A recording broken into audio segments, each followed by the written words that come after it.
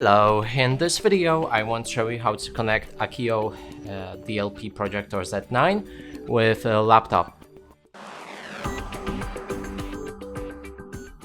And to do this we'll need the HDMI cable with double ends, so here I have it. It should be also included in the box, and sorry for the light, but the projector wouldn't be possible to see it if I had any light. So anyway, you need the cable with a double HDMI on both ends, and now simply connect one part to your HDMI slot on this AKIYO projector, like so.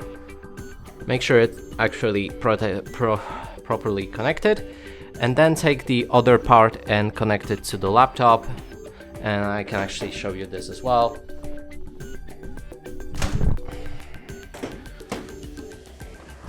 So here's my laptop, and I have the HDMI slot right here. I'm not sure if you can see it, but it goes like this. Now when it's connected, there's pretty much nothing left to do. As you can see, the projector is showing up my login screen on this laptop. And that's it for this video. Hope you like it. Please consider subscribing to our channel, leave a like and a comment below.